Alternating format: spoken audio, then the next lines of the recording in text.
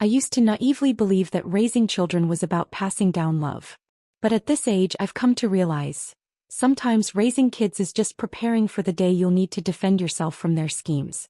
That thought lodged in my chest like the tip of a needle, dull but persistent. My daughter-in-law Heather didn't call, didn't text. She simply brought her parents in from their small town and moved them straight into what used to be my master bedroom. She beamed like it was a blessing for everyone and said it as casually as announcing the weather. "Mom, we'll have you move into the guest room. My parents are getting older and their joints aren't great. The master gets better light, it's healthier for them." I stood there in the middle of the living room, feeling like an intruder in a house I had paid for. The afternoon sun poured through the floor-to-ceiling windows, soft and golden, but it did nothing to thaw the cold rising in my chest. I looked at the bedroom that had once been my sanctuary. The door was flung open, the room now cluttered with unfamiliar suitcases and gaudy, mismatched linens. Then my eyes drifted to the so-called guest room, furniture shoved into corners and my late husband's favorite wicker chair jammed against the wall, teetering like it was ready to collapse. My heart sank inch by inch. It felt like there was no space left in this house for me. Not physically, not emotionally. I didn't yell. I didn't cry. Because I knew better. Arguing with someone like Heather was pointless. As for Daniel, my son who followed his wife's lead on everything, confronting him would only humiliate him and that would backfire. That afternoon, while the four of them napped soundly on the sectional, I quietly packed a small suitcase. They probably assumed I was sulking, going to stay with my sister Rosa for a few days, and that once I cooled off, I'd come slinking back to resume my role as their unpaid nanny and emergency ATM. How laughable. My name is Grace Monroe. I'm 66 years old and a retired middle school art teacher. I've spent a lifetime teaching structure, boundaries, and respect. Do they really think I'm that easy to push around? They've gravely underestimated me. On the very first day I walked out of that house, I called my lawyer. What they don't know is I've already started the process to sell it. My husband passed away from illness a few years ago. Since then, it had been just me and Daniel. I could have lived alone, peacefully and quietly. But I chose to move in with them thinking I could help. Watch Lucas during the day, cook dinner, keep the house running. I carried that household. The days were tiring, but outwardly we kept the peace. Heather and I could still exchange civil words. But I always knew that harmony was a fragile illusion. Heather was young, pretty, and sugar-coated her words. But every compliment she offered was laced with a subtle ledger of what she could gain. She changed handbags with the seasons. Gucci today, Coach tomorrow. She hit the salon more often than the grocery store, and most of their household expenses, they came out of my and Daniel's paychecks. Heather always acted respectful around me, but the flicker of disdain in her eyes, barely there yet sharp, was like a thread-thin needle pricking straight into my gut. At dinner she'd smile and say, "Mom, the food's a bit salty. We're doing low sodium, low fat now, it's healthier." Then seconds later she'd grab her phone and order Lucas a pile of greasy fried chicken and fries. Sometimes she'd pick up my reading glasses off the sofa arm, twirl them in her hand like a fashion relic and laugh. "Oh my gosh, these are so outdated. One day I'll take you to get something trendier." But of course that promise evaporated the moment she walked away. I swallowed all of it. I told myself to keep the peace.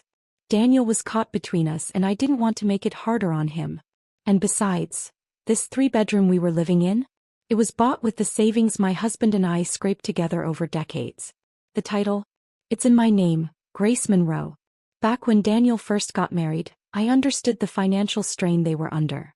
So when they asked to move in, I said yes. The house was big enough and I thought 3 generations living under one roof might even be a blessing. We could help each other out, share meals, look after Lucas together. I never charged them a dime in rent. More often than not, I even covered the utility bills out of my retirement check. I truly believed that all of this, my giving, my sacrifices, would earn me their gratitude, their respect. About a month ago, Heather started bringing up her parents in the most casual, almost offhand way.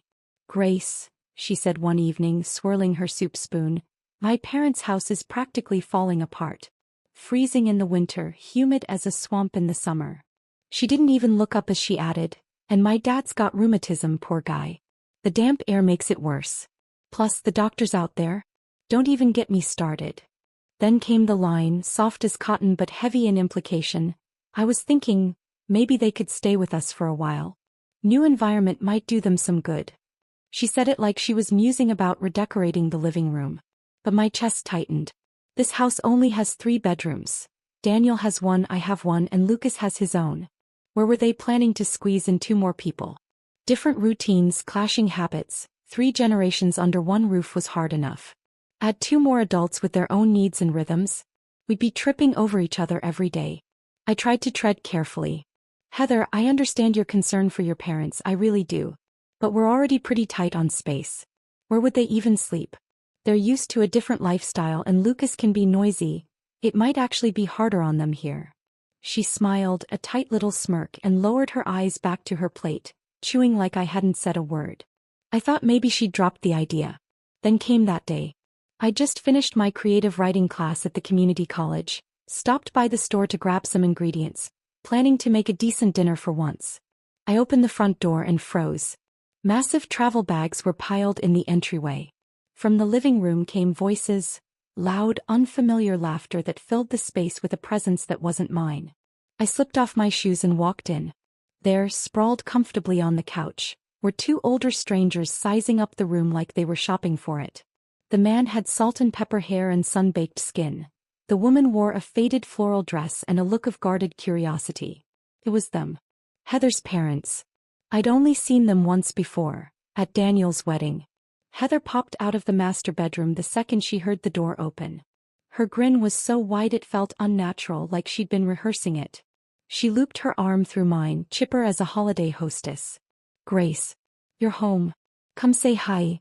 My parents are here. It's gonna be so fun having the whole family together under one roof. Then she added, like it was an afterthought soaked in fake concern, I already moved your stuff into the guest room. Figured we'd let my parents have the master. They're light sleepers, you know, and the master's quieter. Plus that big balcony. So much sunshine, it'll be great for their health. This wasn't a conversation. It was a decree. I didn't even look at her. My eyes drifted past her to the master bedroom, now partially closed. I saw the edge of my old vanity table, one I'd used for over a decade, now crowded with unfamiliar trinkets and knickknacks. The houseplants I'd lovingly raised for 5 years, shoved into a corner. In their place, some plastic potted monstrosity, tacky and lifeless. My old books, the family photo albums, the keepsakes my husband left behind, stuffed unceremoniously into the cramped guest room like junk you shove into the attic, out of sight and out of mind. The space reeked of displacement. Everything I cherished was reduced to clutter. Discarded. Replaced. Forgotten. Daniel stood behind Heather, his eyes darting everywhere but toward me.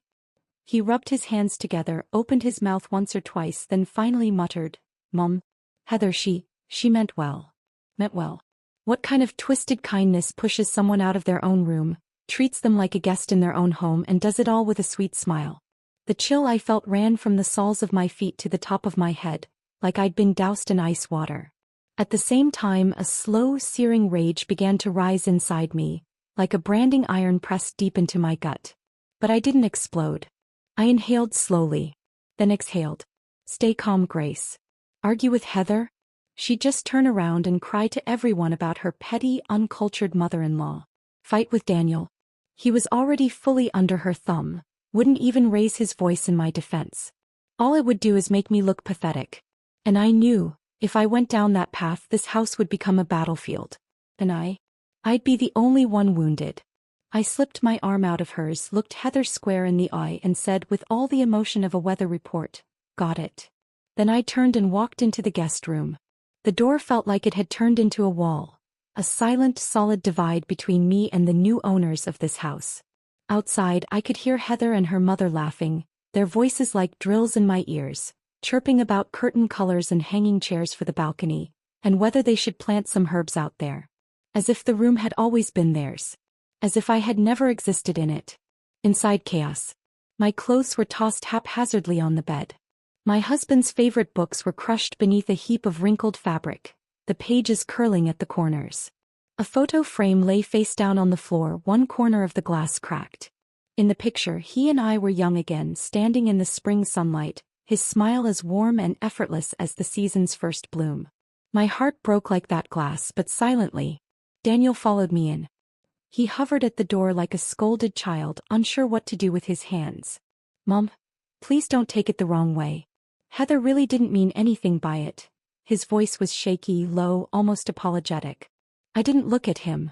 Just said quietly, "You don't have to explain. I understand." Of course I understood. I saw everything. Heather's calculated moves, her utter disregard for me, for the woman who owned this house. And Daniel, my son. So spineless. So passive. So unwilling to defend me. He didn't raise his voice. He didn't draw a line. He didn't say the one sentence I needed most. The real heartbreak wasn't being kicked out of my room. It was knowing my own son stood by and let it happen. Something in me shut down right then. Froze solid. It's not that I don't know how to fight, how to stand my ground. I just didn't want to anymore. Because once your heart dies a little, so does the will to struggle. The greatest distance in the world isn't death. It's when your own child stands in front of you and can't say, "Mom, this is your home." That afternoon, Heather took her parents out to explore the neighborhood and make a Costco run, smiling like she'd won the lottery. Daniel said nothing about where he was headed, but I imagined he'd gone to some cafe to avoid it all. I closed the door behind me and began packing. I didn't take much, just the essentials. My ID, important documents, a few pieces of jewelry. And that photo in the cracked frame. I wrapped it in a soft towel and tucked it gently at the bottom of my bag. Clothes? Toiletries? I left them. Let them have it all. After all, they had no idea what was coming next. I pulled out my phone and dialed my sister Rosa. "Rosa, can I ask you for a favor?" I kept my tone as light as I could. "You remember that cleaning service you mentioned a while back? Do you still have their number? I'd like to hire someone reliable to do a deep clean on my old place in Oakland. I'm planning to move back." There was a pause on the other end of the line, just a second or two, before her voice came through, tinged with concern. "Grace? Are you okay? Did Heather say something again? Did you two have a fight?"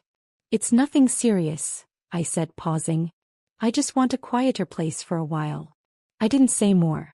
Some things don't need to be shared, not even with your own sister. Airing your family's dirty laundry only spreads more worry. After we hung up, I immediately called the cleaning company and booked a full service for the next day. Once everything was set, I zipped up my old suitcase and quietly walked out of the bedroom. As I stepped into the living room, Heather and her parents burst through the front door, all smiles, carrying bags of fruit and snacks from their shopping trip. Heather paused when she saw me with the suitcase, but only for a heartbeat before flashing her usual plastic smile. "Grace, heading off on a little trip? Going to stay with Rosa for a bit?"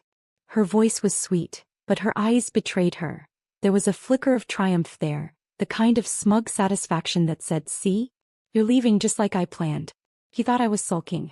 That I needed a few days to cool off, and once I had, I'd slink back, tail between my legs, ready to serve again.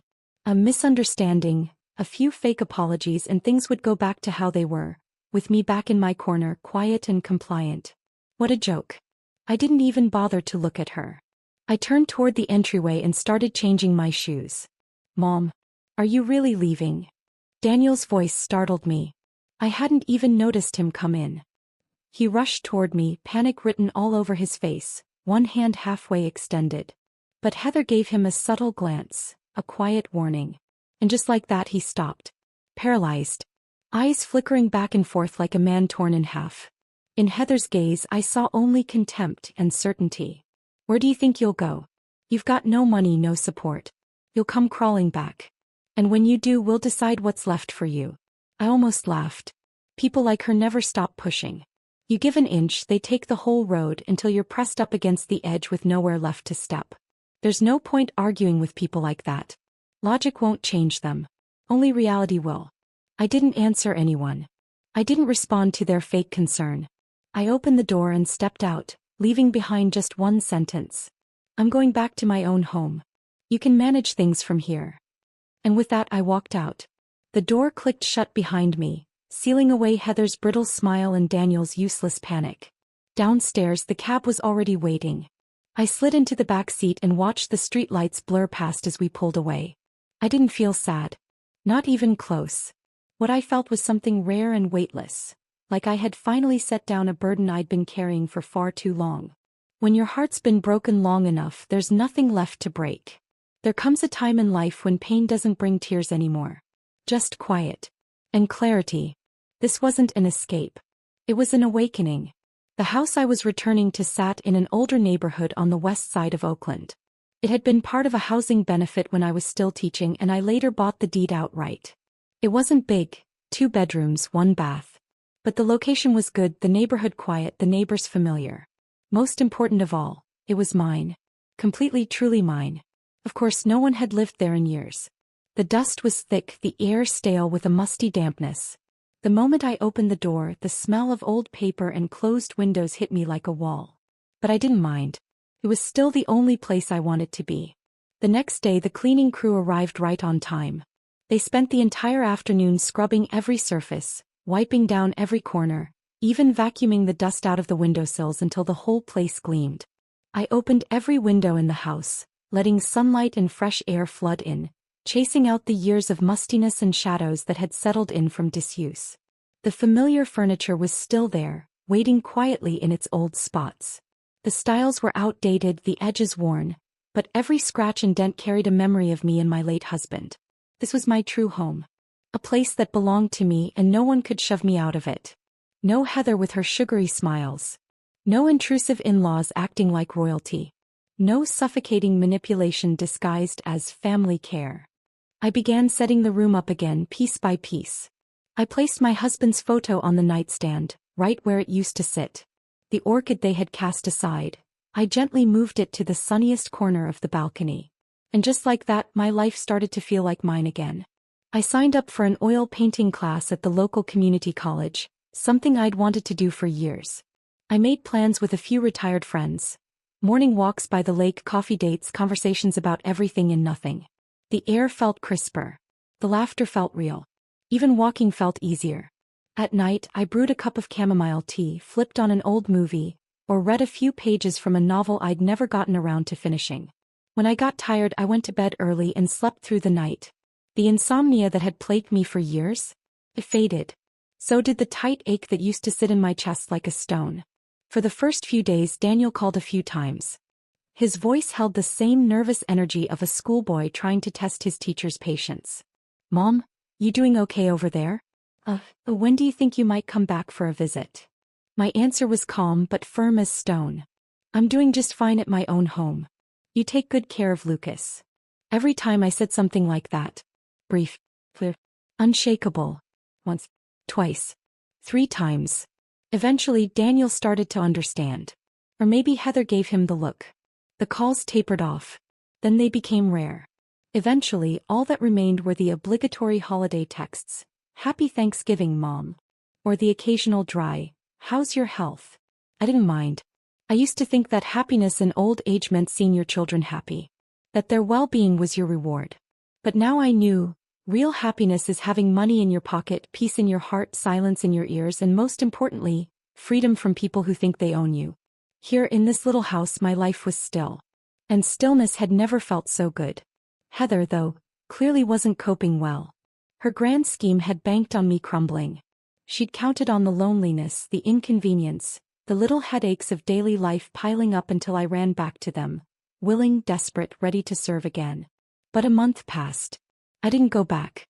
I didn't complain. I didn't ask for a single thing. Her trap had sprung with no prey inside. At first, she sent Daniel to try his hand at coaxing me, soft as a cloud, full of concern and guilt. I stayed steady, unmoved. Then finally she cracked. He called me herself. From the very first word I heard it, that breathy, syrupy tone of hers, the one she used when she was trying to play sweet. "Grace, we're just a little worried, with you living alone and all.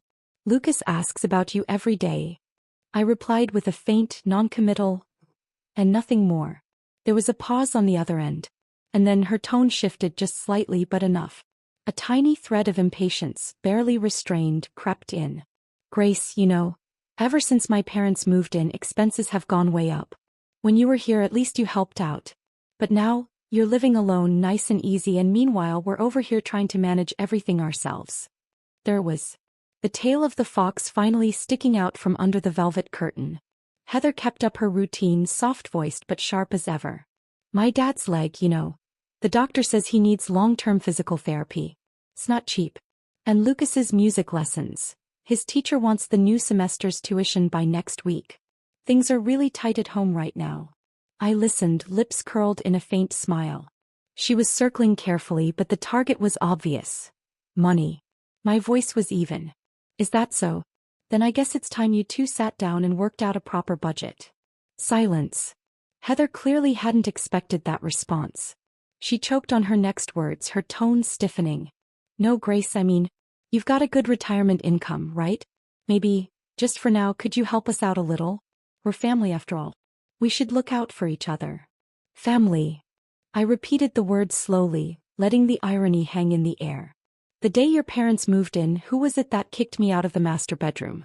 Who shoved my belongings into a storage closet and smiled while saying, "The master's better for the elderly?" Funny how no one mentioned we're family then. I wasn't going to dance around it anymore. I laid it all out plain and sharp. Heather, my pension came from a lifetime of hard work and sacrifice. It's meant for me. Only me. You two had the nerve to move your parents into my home behind my back. Then you deal with it. You made the decision. You live with the consequences. But don't look to me to cover the bill. Before she could say another word, I hung up. I let out a long breath. To them, I wasn't a mother anymore. I was a bottomless ATM. Always accessible, always agreeable, always expected to give with a smile. Well, this machine was officially shut down. For everyone but me. And when sweet talk failed, Heather did what Heather does best. She switched tactics. She started pulling strings behind the scenes. A few days later, I got a string of phone calls, one after another, all from so-called relatives. First came Daniel's aunt, all self-righteous and dramatic the moment I answered. "Grace, what's going on with you? I heard you stormed out. What are you thinking living alone at your age? Daniel and Heather are doing their best. You're the mother here, you should take the high road. Don't stoop to bickering with your daughter-in-law." Then came my niece Anna. Her tone was softer, more cautious. "Aunt Grace, Daniel told me what happened. Heather may have made some missteps, but don't take it too hard, okay? Your family. Talk things through. We're just worried about you living on your own." Nice words. But the message was the same. I was being difficult, petty, maybe even selfish. At first, I felt a tight, familiar knot in my chest. Then I started to laugh, quietly, bitterly. They'd all been fed Heather's version of the story. Not one of them asked what really happened. They didn't want the truth. They just wanted the mother to do what mothers are expected to do. Swallow her pride, let it go, and come crawling back. I didn't bother arguing. To those who truly seemed concerned, I simply said, "Thanks for checking in. I'm doing well, just needed my own space." But for the ones clearly running Heather's script, I didn't hold back. "She's having a hard time? You think I had it easy? She wanted to take care of her parents. Fine. But she used my house to do it. Moved them into my bedroom. And now she wants my money too? If you think she's such a saint, you go ahead and pay her bills." My money didn't fall from the sky. After a few of those calls, the chorus of peacemakers started to fade. Looked like Heather's little PR campaign flopped. But the whole episode reminded me of something important. I couldn't afford to just react anymore. Words carry weight, especially when they're twisted and spread behind your back. If Heather ever decided to go full-on manipulative, she could easily poison more ears, rewrite the story until I looked like the villain. And I wasn't about to let that happen. I needed to move. Strategically. Proactively. So I began to prepare, quietly, methodically, one piece at a time. First, I pulled out my old phone and scrolled through months of texts from Heather. Message after message, the same theme ran through. Subtle complaints about how I wasn't generous enough. Thinly veiled hints that I should be paying for this or covering that. I took screenshots of every single one. Saved them in a folder. Labeled. Then I called an old neighbor from the block where my Oakland house stood. We made small talk and I casually asked, "The house must feel lively since I moved out, huh? Must be quite the scene over there these days." She didn't even hesitate. Lowering her voice like someone passing on neighborhood gossip, she told me everything. Heather apparently had a habit of complaining about me in public, right in front of the building to anyone within earshot. "She's still holding on to that house," she'd say. "It's going to be ours eventually anyway." She seemed to forget the golden rule of nosy neighbors. Someone's always recording. It didn't take long before a few voice clips showed up in my inbox. Her tone, her words, clear as glass. I also rang up an old friend of mine, a retired family lawyer. She had handled enough cases involving elder abuse and financial exploitation to know the terrain. I told her I wasn't planning to drag this into court, not yet anyway. I just needed to understand my rights. My leverage. I needed clarity in my head and cards in my hand. If they came after me again, if they tried to smear me, I would be ready. I wasn't some naive old woman who had never seen the world. By the start of the second month, things began to unravel, just as I'd expected. Without their live-in maid and 24/7 bank account, Daniel and Heather's carefully curated life began to crack. The bills piled up. I wasn't there to quietly pick up the pieces anymore. Heather kept spending like nothing had changed: designer handbags, spa appointments, private sessions with her personal trainer. And having her parents under the same roof? That wasn't the free ride she imagined. The old couple were strict, routine-bound. They ate bland food, went to bed early, and had little tolerance for her lifestyle. Heather liked to binge reality TV at full volume late into the night. Her dad was up at dawn, pacing loudly through the hallway. Tensions rose fast. She started snapping, complaining that their food tasted like hospital meals, rolling her eyes at their constant nagging about waste. The bags, the Botox, the takeout. At first she bit her tongue. Then she stopped pretending altogether. "Are you guys here to visit or just here to drive me insane?" she snapped one night, loud enough for the neighbors to hear. She even started picking fights with Daniel, shouting about being trapped in a mental ward and about to lose it. And Daniel? He was cracking under the pressure. Until one evening there was a knock at my door. I opened it to find my son looking like a ghost, dark circles under his eyes, hair matted, t-shirt wrinkled like a used napkin. I let him in.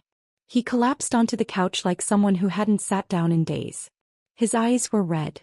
His voice wavered. "Mom, I can't do this anymore." He spilled everything. Heather's temper. Her impossible parents. The money problems. The stress. The insomnia. And finally, with a crack in his voice that nearly broke my heart, he pleaded, "Can you come back? Just to help for a little while? Or maybe lend us something? Anything.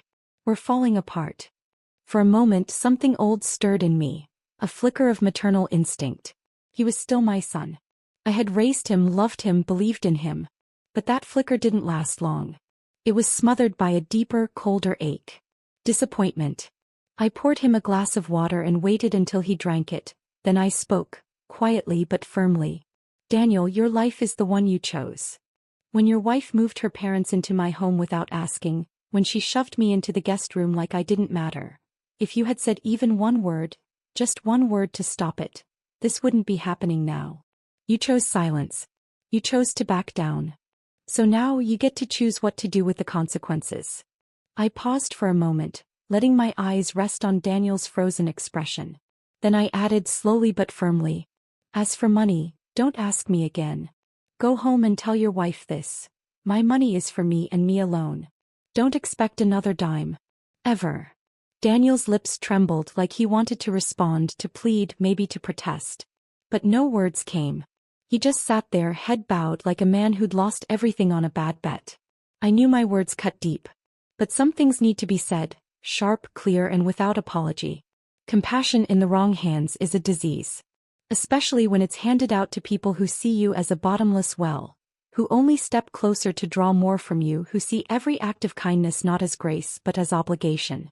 The more you give, the more they take, until there's nothing left of you but dust and silence. Daniel needed to wake up. I closed the door behind him and stood there for a while, back pressed against the wood, letting out a long, slow breath. Yes, my chest felt heavy, but under that weight was something else. Something steady. Something fierce. Clarity. And resolve. For the first time in a long time, I knew exactly what I needed to do. Not for them. For me. I picked up my phone and dialed a number I knew by heart. "Hello, Tom. It's Grace. About what we discussed last time. I've made up my mind. I want to move forward with the will revision." There was a pause on the other end. I could hear his hesitation, the careful pause of someone weighing words. "Are you sure, Grace? I know you've been uncertain. Daniel is your only child after all." My response came quick. Clean. Unshakable. "I've made my decision. Some people and some mistakes aren't worth waiting around for." Tom didn't argue. His voice immediately shifted into his professional tone.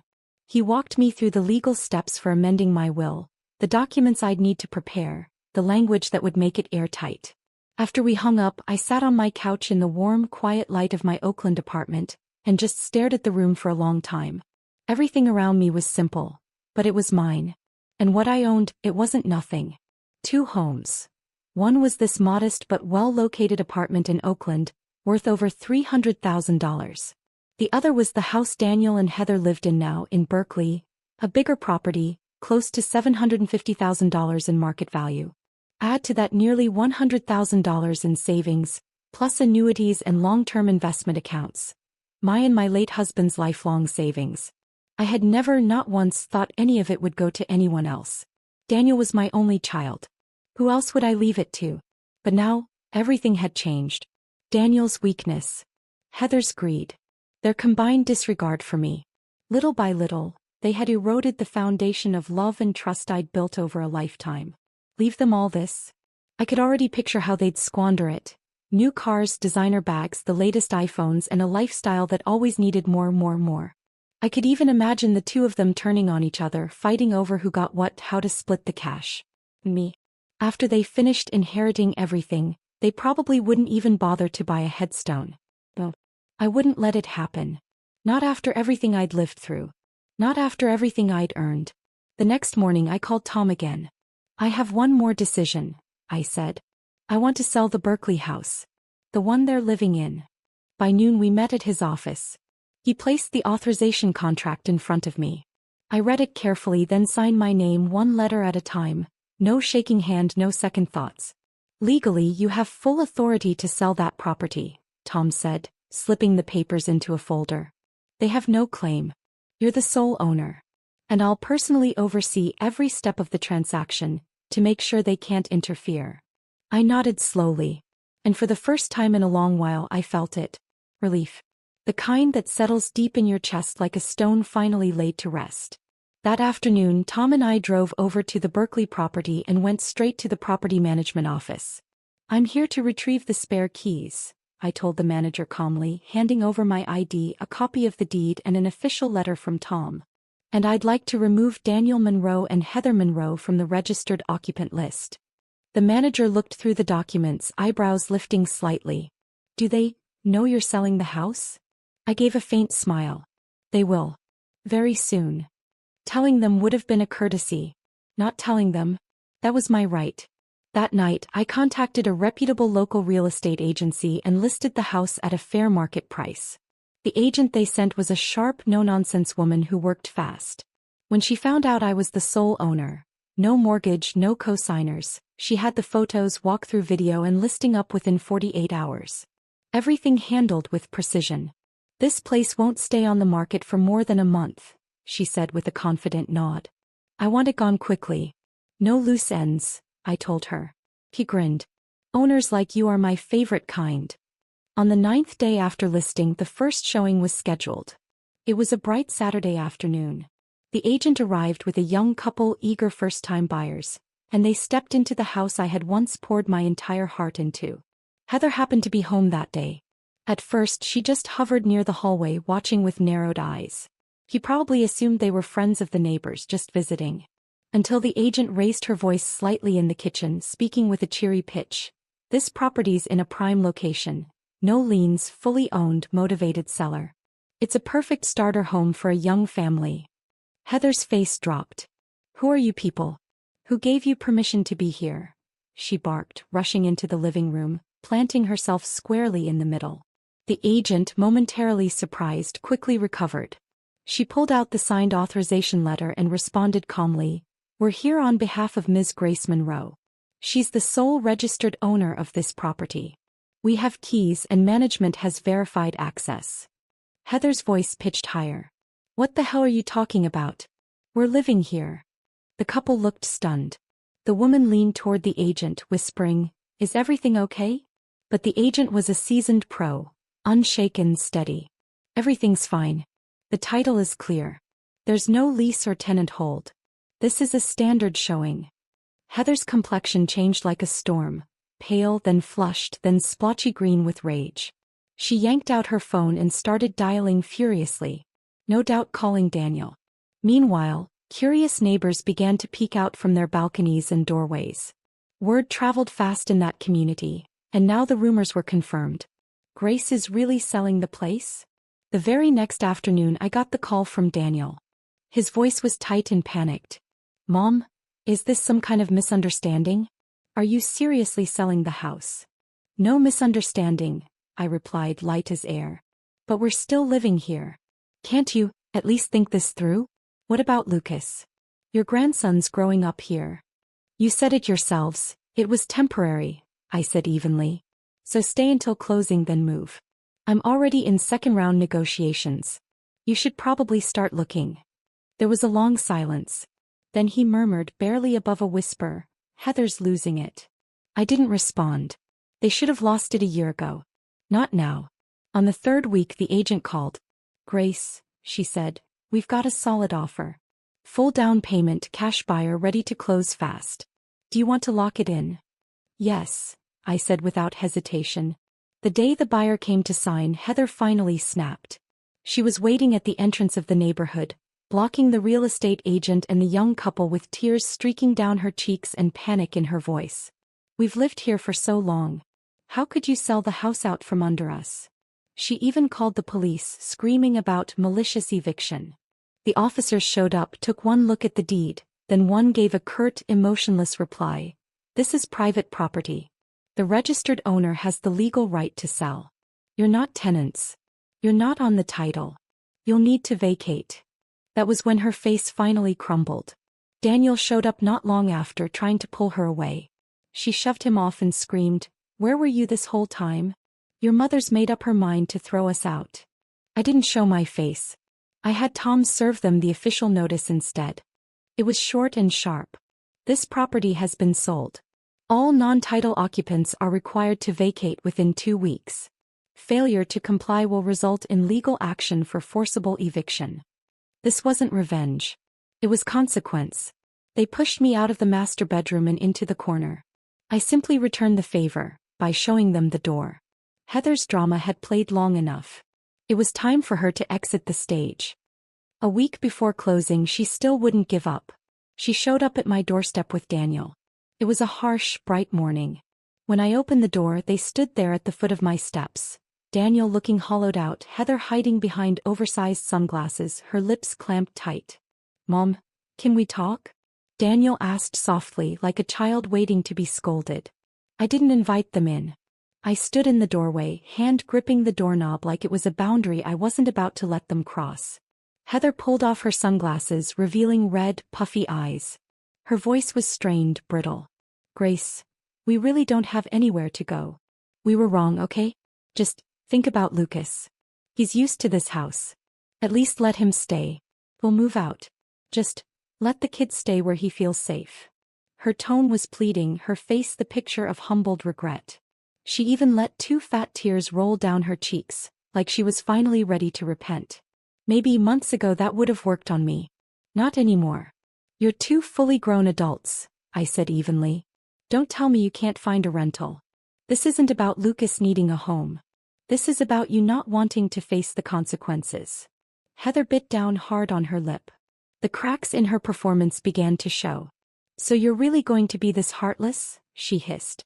I looked her straight in the eyes, voice like glass. Heartless. I repeated. Was it heartless when you moved your parents into my house and shoved me into the guest room without a word? She said nothing. Just turned silently toward Daniel. He swallowed. His voice was barely audible.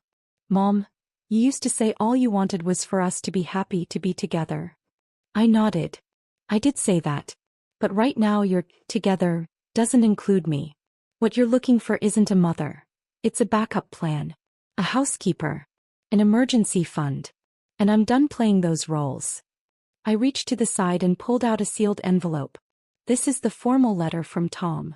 The property sale has closed. The title now belongs to the new owners. You have 5 days to vacate. If not, the buyers will file for forced removal. Daniel took the envelope and stood there dazed, like he'd just been handed a verdict. Heather's mask dropped completely. You're so cruel, she snapped, voice shrill. Just wait. When you're old, sick, alone, let's see who's there for you. I met her glare with calm, level eyes. I'd rather grow old alone than stand in a house full of family who treat me like an ATM until there's nothing left. I paused, then added one final note. Don't worry, I won't need you. I've already made all my plans for retirement. Heather said nothing else. Just turned and slammed the car door so hard the windows rattled. The engine screeched to life, tires screeching like an angry child throwing a tantrum. Daniel sat in the passenger seat. He didn't even look back. After that day I never got another call from Daniel. No more half-hearted check-in voicemails from Heather either, the kind laced with fake concern and hidden agendas. Just a brief text from my realtor. They've started packing. But it's clear they have nowhere to go.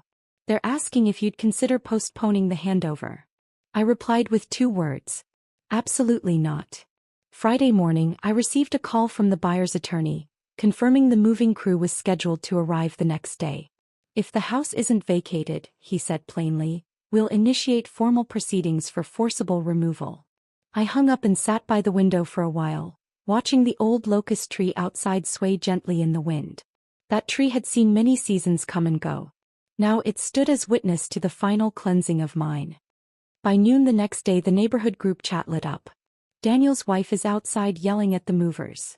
I heard Grace finally sold the house. Told you, nobody gives away a house like that for free. One neighbor even filmed a short clip and sent it to me. There Heather was stomping around the sidewalk in a pair of completely inappropriate high heels, shouting at the movers, "Be careful with that box. That has my skincare in it. Don't touch that cabinet, I said don't touch it." Daniel sat crouched by the wall on the phone, pale and defeated, surrounded by half-sealed boxes and scattered clothes. Lucas sat silently with a small dog in his lap, watching everything unfold without a word. As for Heather's parents, the very same ones who had once lounged smugly in my master bedroom, they were now crouched in the hallway trying to tape up a few old chairs. Their faces were tight, anxious. No one was helping them, because no one owed them anything. Word was they'd found a cramped, overpriced walk-up apartment in the suburbs. No elevator, barely enough space to lie down. Their suburban exile. Lucas's extracurriculars had to be cancelled. After defaulting on their mortgage earlier that month, they were already living off credit cards. Heather and Daniel fought more and more. First she blamed him for not stopping his mom. Then came the guilt. My parents did all this for us.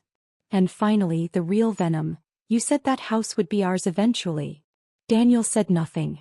Because when you know the truth, but choose to ignore it over and over again, there will come a day when your cowardice demands payment. Once everything was settled I went to the lake alone. The sun was warm. The breeze gentle. A few ducks glided across the water like nothing had ever happened. I sat on a bench, fingers wrapped around a hot cup of coffee, the other hand resting on the edge of my scarf, an old one gifted by my late husband. Worn thin but still warm. I never really believed I could go through with all of this. Not because I lacked the means but because I never thought I'd find the strength. But once your heart hardens, you realize how much you've been carrying just to keep peace that wasn't even yours to keep. Selling that house didn't leave me alone. It set me free. Tom had already helped me establish a closed trust, securing my living expenses, healthcare and long-term care. I even included a donation clause. A portion of my funds would go each year to California's legal aid for women, specifically supporting those denied control over their own finances in marriage and family. I'm not here to rescue Daniel. And I won't waste time trying to punish Heather. I'm here now to support women who actually need it. Life in the community picked up. I joined a few local activity groups. Made a friend, Lillian, a fellow widow with a rescue cat named Daisy. We walk together often and she always says, "I like the way you walk, like you've still got somewhere important to be." And I do. I've started traveling. Nothing extravagant. Just train rides to little coastal towns. I bring my sketchbook, a paper parasol, take photos, then buy myself a slice of cream cheesecake on the way home as a reward. I've never lived so simply. And never so fully. As for them, I haven't reached out. Sometimes Daniel sends a text. "Mom, we moved. Lucas keeps asking when you'll come see him." And I reply, "I'll visit. I miss him too. Because I still love my son." I still love my grandson. But we no longer share the same life. And that's okay. My world is quiet now, finally, undeniably mine. That evening I sat on the sofa and opened an old photo album. One picture caught my eye, a younger me holding newborn Daniel in my arms, smiling with a kind of pure, bright hope. I smiled back, lightly tapped the page and whispered, "You did your best. It's okay to let go now." I pulled the blanket over my shoulders as the sunset spilled across the windows like a painting. And I thought, true happiness isn't how many people sit beside you. It's when you finally stop shrinking yourself to keep the wrong ones close.